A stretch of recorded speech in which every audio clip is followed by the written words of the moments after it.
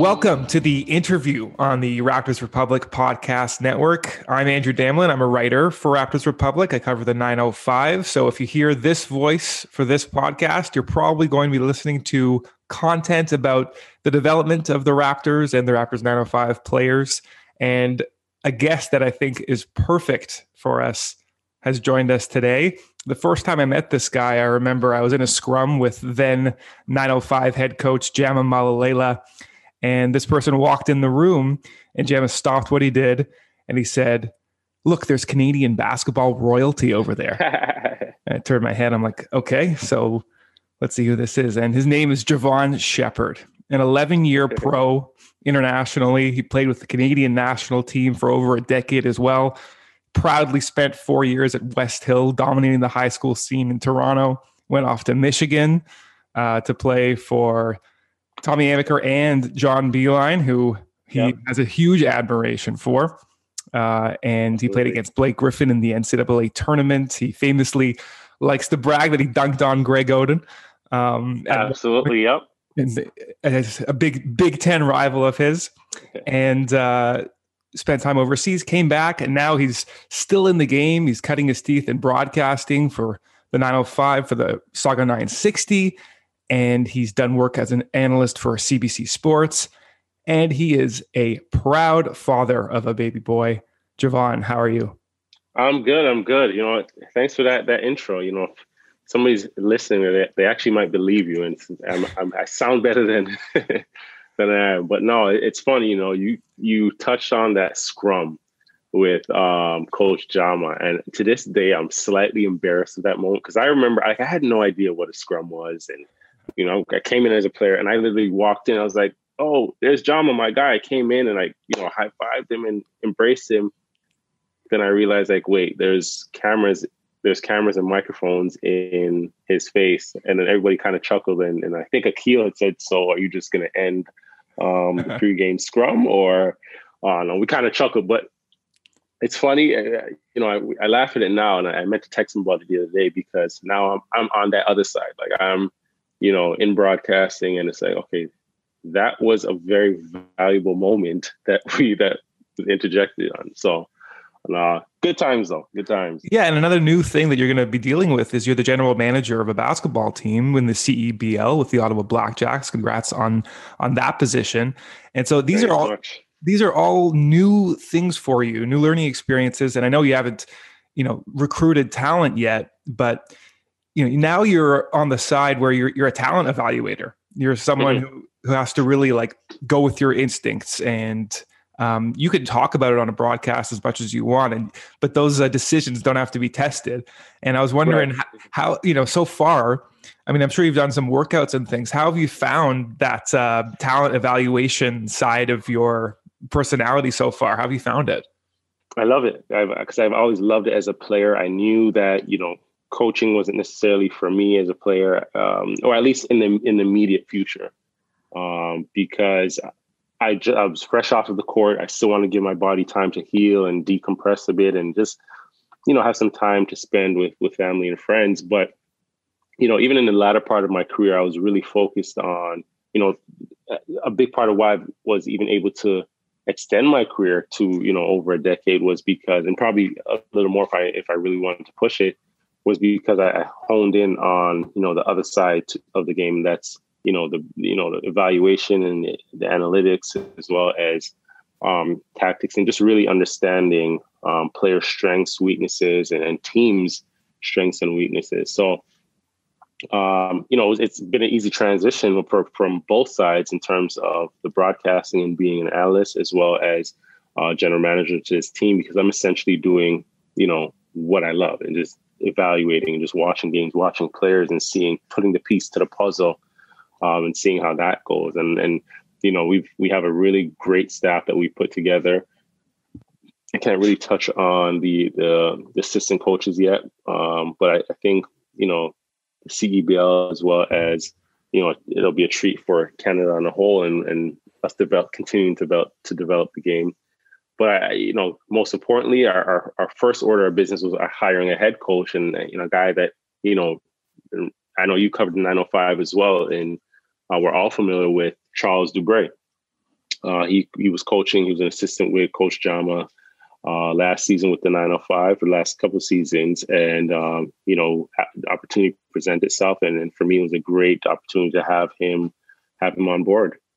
Yeah, and he seems like an absolute basketball lifer. I think he coached in like Japan for a long period. So the dedication that I would watch him in practice as well. And so he's definitely someone who's super dedicated to the game. And that's from my perspective, from what I've seen, it seems like a pretty awesome hire. But from a talent evaluation perspective, I think what Raptors fans and Raptors 905 fans especially are most interested in, and someone you should have perhaps a unique insight into, is Nik Stauskas, who is joining the team because he's a 5-year vet, and any team can sign in the G League if you're a 5-year vet, you don't have to draft them. So Stouskis joins the 905 for this 15-game bubble. He went to Michigan. You went to Michigan. And I actually wanted to ask, I'm not sure if you listened to JJ Redick's podcast, but there's this Duke brotherhood that's incredibly pretentious and annoying to everybody else outside of Duke. I was wondering if it was sort of similar with Michigan in that regard. Absolutely, Beck. It's funny. I was actually a couple guys that were, a couple years ahead of me.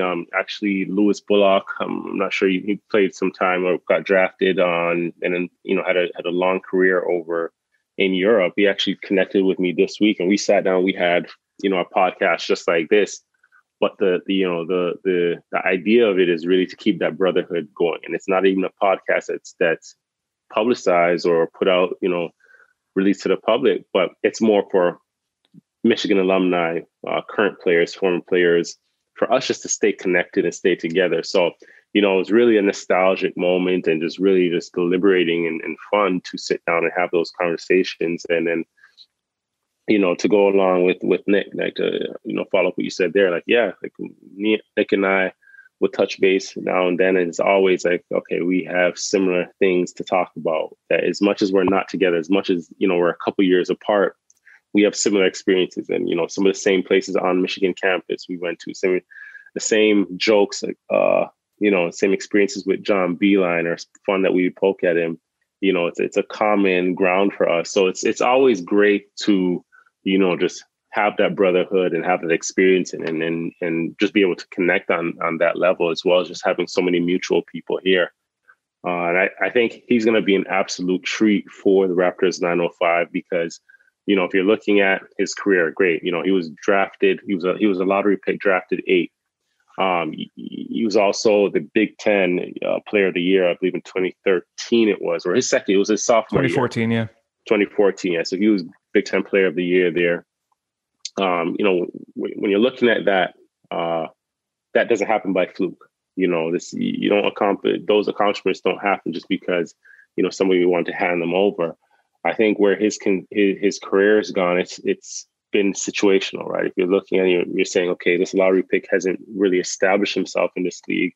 No, I think Nick, if he was drafted today, given where the NBA game is today, he would be a staple, and he would be a guy that would be warranting a lot of money. So it's no surprise to me that he's going to be playing with the Raptors development team.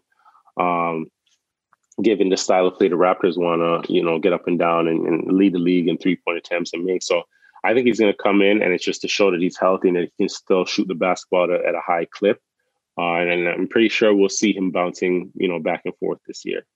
And I'm hoping to ask him this myself at some point, but, he spends 4 or 5 years in the league, and then he's off to Europe for a year. He's out of the NBA. He's in Sacramento. Apparently not a great experience with DeMarcus Cousins. Goes to Philly, and he's in Cleveland. He's in Portland for a minute too. He had one amazing game. It was the opening night of the 2018 season, I think. I remember him hitting right? against LeBron. He hit a huge 3. He was jumping into guys' arms. I was so happy for him at that moment. But, so you're out of the league. Is there... And if you're in touch with him, I wonder if there's a moment, like a crisis of confidence, or something where he's like, I got to change my approach. I got to change something in order to stick. It is partially situational, like you said. But is there something that you know of that perhaps either he knows he has to change, or you think he might have to change in order to actually get back into the league? I think, the NBA game is so, it's really particular in the sense of, it's made up of, superstars where you have your LeBrons, your Kevin Durant's, your Steph Curry's, those spots are limited. Not everybody's going to be those guys. Then you have your specialty guys, which I feel Nick would fall into that category right there, being, a guy that can really shoot the basketball. Over his career in the NBA, he shot, at a 35% clip from three. If he can get that number up, as well as get his attempts up and just make the right shots, make efficient shots, and be that knockdown guy when teams, when defense collapses and he's the guy you can kick out to and really rely on, there's always going to be a place for him. There's always going to be a place for shooters. And I think it's not so much that he needs to change anything. It's more confidence. It's more confidence. You're there. You're a lottery pick, and you were there for a reason, right? So I think this opportunity that had presented itself, him going to Europe, also allowed him time to decompress and just evaluate everything, because, it was a tough stretch out there as well. And a lot, I see that with a lot in my time in Europe too, where a lot of guys that come from the NBA, their first couple of months, they struggle a bit because it's a different culture of basketball. It's a different style, different philosophy. And the coaching is completely different. So the fact that he was able to merge those two, he's been, at a high level, playing in the Big Ten and at the NCAA, had a lot of success there. Got into the NBA, his second year with Philly was his best year. So he had a little turbulent start. He had some success with Philly, and things, tailored off a bit. And then also, injuries here and there, a natural part of the game.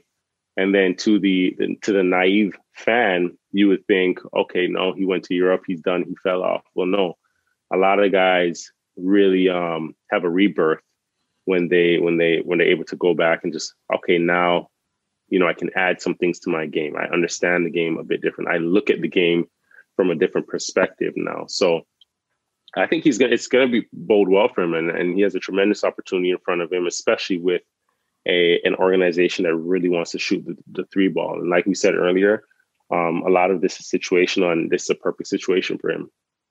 And speaking of guys they've looked to develop, especially develop the three ball, and who's been surprisingly efficient from the 3-point line, is Chris Boucher. And he's someone who I watched his first game with the 905 and I try to pretend to be that talent evaluator. And I see the freakish athleticism. I see the ability to block shots. I also see him jump at every up fake. That's even there for anyone who scouts him can make him bite on any 3-pointer. Why people continue to get blocked by their corner threes by Boucher is just beyond me, because he's just give him an up fake, it seems, and he runs by you. But after 2 years of watching him, a year and a bit watching him in the 905, I was thinking, okay, he gets the call up, he gets the guaranteed contract with the Raptors, but I just don't think he's going to stick. I don't see, the jump shot doesn't seem reliable enough. It's this weird slingshot motion, and the game's too physical in the NBA for him. And I feel like if you gave Jamma some truth serum and asked him, did you think that this was going to be Chris Boucher? And who knows, listen, he's got to prove it consistently over the course of a season, but I wonder if he would say that he really believed that this could be. Did you think that Chris Boucher could develop into what he is right now? And do you think this is actually what he is, like a 40+% 3-point shooter? Is this who he is? Like, tell me, what do you think? Okay. I'll say this, and I think that's the side that everybody looks at is what you don't get with Chris Boucher. And that was a focal point before. He's not as physical. He's, well, for better words, he's pretty light for his position. The mechanics of his shot may not be what everybody, the perfect shot. It's not your Ray Allen shot. It's not some of your better shooters, or the mechanically of your better shooters. But, what doesn't show up in the stat sheet is that he's a guy that fights. He's a guy that's gritty. He's a guy that's tough. He's a guy that, is going to die for that loose ball. He's a guy that has an infectious, not personality, but energy for his team and his teammates, right? And I think that's what earned him minutes with this Raptors team this year, in terms of, he got this team extra possessions. He was the one, if you notice, if there's ever a fast break, that basketball comes off the rim. For some reason, Chris Boucher always seems to be around the basketball, tipping it in. That's a guy that is relentless in his approach to the game and doesn't take plays off. So, at the start of the season or when he signed his contract, did he look like he was going to come in and be a 40% shooter or, average double figures? No, but he earned his stripes. He earned his keeps with Coach Nurse over the time, and that allowed him along the leash to gain confidence in the things that he can do. So, and any coach will tell you, like, if you're able to give us, if I look down my bench and I know I can get something out of you, and with Chris Boucher, it was going to be effort, it was going to be rebounds, and he was going to be able to defend multiple positions. He'll extend his minutes on the court, and then that gives him way to take one extra shot or two extra shots, which for him, he had the confidence to take those shots, which turns to 2, 3, 4 more. So I have commend him for that. And I hope as the season goes on, guys will take more of his personality as well as Fred VanVleet's personality, which are guys that are just warriors and fight. So, and you know what? I'll say this too. It was a shortened off season. You would have thought that guys wouldn't be able to develop as much, but there was times where a lot of times I seen Chris in the gym in this little off season, and you would think that, being guys would go home to their families or the respective province in his case, or wherever the home is for them. But he was in Toronto. He's proven to the coaches, just like I seen Stanley Johnson in Toronto over the off season, and those guys are here. And it's no surprise to me that those guys are the ones that are surprising us right now. Yeah, and you place a particular value on the energy, on the effort, and there's a tweet that I read of yours yesterday that I'm sure would get most Raptors fans sort of thinking about things for a second. It was as much as Raptors fans would love a superstar, I'd go as far as to say they're only missing that player that'll go set a good screen, secure loose balls, someone that enjoys the grunt work, that leads to extra possessions and demoralizes opponents. And so when I have conversations with my friends, I think to myself, the Raptors need that superstar. That's the thought I have. They trade for Kawhi, they win a championship, they lose Kawhi, they're gutting out a second round series. That's kind of the ceiling I see for them. So, is there like, I don't know. I feel like explain that a bit further, because I do think that if you look on the history of the league, other than 04 Detroit and like 2011 Mavs, even though they had Dirk, so they had that superstar, but otherwise it was a bunch of sort of role players. Do you think that? Do you think their ceiling can be higher with a great role player? Like who would that be? That's it's interesting, because if you look at this team, right, what are they right now? 7-11, I believe it is, correct? Yeah. If you look at the 11 games that they've lost, 7 of those have come down to essentially 2 possession games. That to me isn't a superstar. That is, way before the superstar takes effect. That superstar gets that last shot. That comes down to a loose ball, an offensive rebound that could have been a putback, somebody missing their assignment offensively and setting a good screen. That would have given you just 3 of those right there, would give you 6 baskets minimum, potentially 9, or even, 4 3-point plays, 12. So those are little things that can be changed. Now, everybody in the perfect world, everybody would love to have a LeBron, would love to have a James Harden. The reality is there's not many of those in the NBA. Not every team, there's not 30 superstars. You have 6 superstars, some stars, and again, now role players, which are either specialty guys or role players. So if we're playing our odds right now, what's the likelihood of us getting, a guy that can do the grunt work and make a small change that can make a big difference is a lot higher than us, attracting a superstar right now. And at the end of the day, if you secure a guy that can do some grunt work, we still have money left in the tank that we're saving for Giannis to go out and get that superstar next offseason.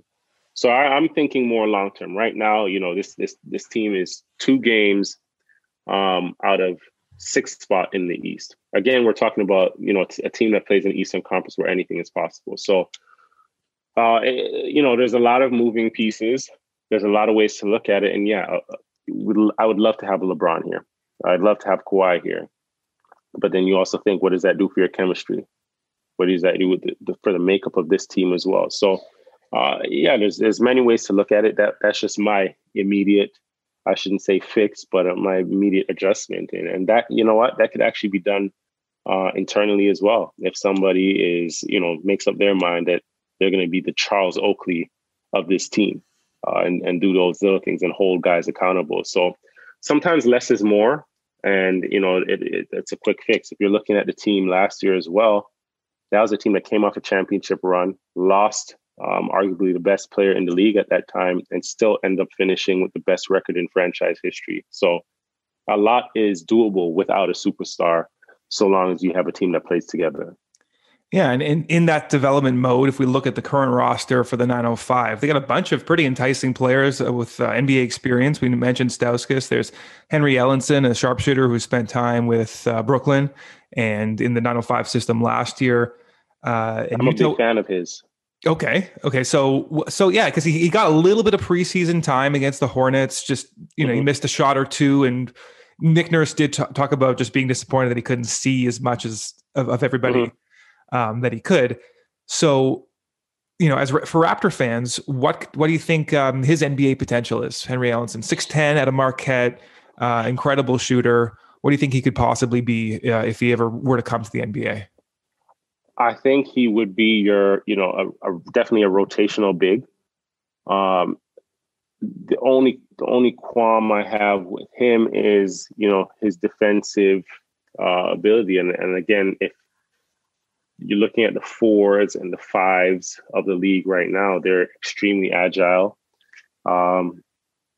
They're pretty much the makeup of Chris Boucher with size. So you have to be able to move. You have to be able to defend. You have to be able to laterally bring something to the table just as much on the rebounding end. So I think he's a big offensive talent. The only question I have, and I think that would be the only reason why he's been on the outside, hasn't really, got his spot locked in or, etched his spot in the NBA, would probably be the liability on that end would be my only concern there. But I think, again, within the right situation and with some development, the right coaching, he's an NBA talent as well. And so someone who beat him out for an NBA roster spot that, I don't know if he came out of nowhere or not, but Yuta Watanabe, he's got similar height, like he's 6'9"-ish, but he's got length forever. And, the stuff I read, I can't see it myself because I don't see the game in quite the detail that some of my colleagues do, like you, but everyone sort of says he's in the right spots all the time on both ends. Like what do you see from Yuta Watanabe? Why did he beat out all those people that were in training camp? Like what's special about his game that 905 and Raptors fans can really look forward to? It boils down to, we're the same thing with Chris Boucher. It boils down to effort and energy. And I think, Watanabe did a great job in, from the preseason on up until this point in just his effort plays, and those pay dividends for him. I think when you're talking about positioning, he's always in the right position defensively. He doesn't miss many defensive assignments, and he really utilizes his strength, which is his length. I mean, if you're looking at him, you know what? He's not the best laterally. He does, he chops his feet pretty fast, pretty high, and would look like he's about to tip over if you give him a right to left crossover. But, for some reason, he's always able to get a deflection. He's always to get, in the little minutes that he plays, a deflection, a block. He'll be out in transition. And a thing I appreciate about him too is a guy in his position will usually be a bit more, anxious on offense and trying to get a bucket or trying to prove to the coach that, hey, I can score too. Because, naturally young guys new to the NBA, you think, oh, I need to score to prove to the coach that I can play. Well, no, he's actually made some really good passes, the hockey pass at that, and not even looking for the assist. So when you factor all that in, he's a guy that's earned his minutes as well. And then when you go back to the deflections, a deflection may not show up in the stat sheet as a steal or say, hey, this is the best defender. But what it does is disrupts the offense. And now when you disrupt the offense, you've created an advantage for yourself defensively. And that's a big part of how he's earned his time, earned his stripes. And in the vein of being in the right spots, and we're talking about work ethic, and I wanted to ask you and sort of switch gears a little bit to the international scene. And first of all, if I could fire you up for a second, okay. Canada basketball gets fined $250,000 for not appearing at a tournament in Venezuela, I believe. Can you tell me your reaction when you saw that news? I thought it was pathetic. I thought it was, uncalled for, given the climate of what we're dealing with, and given that, Canada basketball was protecting the interests of their players, their staff, their coaches, and were advised by the health protocols of not only the team or the team doctors per se, but that of Canada, on a whole. And I thought that was a bit unfair when you take that into consideration, and the fact that these sanctions were thrown down upon them while, both Canada basketball and FIBA had been in conversation and corresponding in relation to, the upcoming windows in February. So, but I'm not surprised. There's stuff that goes on in the European side or where FIBA is concerned, and those stories probably won't be told too much. And I remember myself being on a trip with the national team, and I believe we were somewhere in South America, and we were flying from, maybe Brazil to Argentina or something like that. It was a FIBA sanctioned tournament, and we had 4 teams going on this small jet in FIBA. This is all FIBA organized, and I remember at that time was Thiago Splitter, Barbosa, plethora of other guys, Berja. And, these guys, some big guys were all, 6'5" plus basketball players. And, they're packing these 4 teams and the coaches and the support staff onto this flight. The luggage, all our luggage is in the middle of the rows of the flight. Luckily, right. So this is like, no, FIBA saying, guys, board the flight, we're going on. And I remember the team doc, our team doc, actually, Dr. Philpott said, no, Canada's not boarding this flight, and nobody is for that matter, if, these are going to be the conditions, because this flight won't get off the floor. And if it does, it's going to come down with everybody. So it's little things like that doesn't surprise me when I see, a sanction like this from FIBA coming down after, the decision was made to protect their staff and players. So, but yeah, to touch on that flight, we actually never ended up boarding it. Eventually, they sent some of the luggage they drove it to the next destination, which took a couple of days. That was a whole other story. And we barely got off the floor, and thank God we landed safely. But it was a mess. I think it was maybe 2 guys sitting in the rows, or actually on the floor of the row. It was a mess. And Jevohn, the next time I have you on, if you are kind enough to join me, it'll all be international basketball horror stories. Done. So stay tuned for that, everybody. But in my previous question, maybe by then I'll have some of my salaries that have been owed to me for. Yeah, Leo Rounds complains about that too. And I got sidetracked in my previous question because I was thinking about Steve Nash, who runs the Canadian national program. But I was wondering, you have a relationship with him. I was wondering when he became the head coach of the Nets, out of nowhere, it seemed anyway, no coaching experience, but someone who's obviously a proven leader. Work ethic is legendary. Mm-hmm. But for me, I see him pacing the sidelines, and I'm like, man, this is totally new for him. He doesn't draw up plays. He's got his offensive and defensive coordinators. How do you think he's going to do, specifically in this situation where he's got to manage big egos? How do you think he's going to be able to sort of reel in this big 3 and have them playing optimally? Is Steve Nash the right fit for this team as head coach? I say this. I think, again, when you're looking at, and I heard the conversations a while ago and people saying, he's not qualified. Well, guess what? He's a 2-time MVP in this league. And he's led, he's been captain to some really good teams, really great teams, and been, the floor general. So when I hear that he doesn't have the experience, I'm a little confused there, because in fact, he has more experience than some of the coaches that end up in that seat, because he's done it on the court, right? It's different to be, on the sideline and dictating where guys should go. But when you're on the court doing it, and you're doing it in real time, those experiences, you can speak to those experiences, and you can also relate to your players more than, a coach that's been removed from the game for 40 years. So, just like anything, a coach that has had, sideline experience usually fills the voids in his staff where he's weak in terms of getting assistants that are relatable. Now it's just inverted.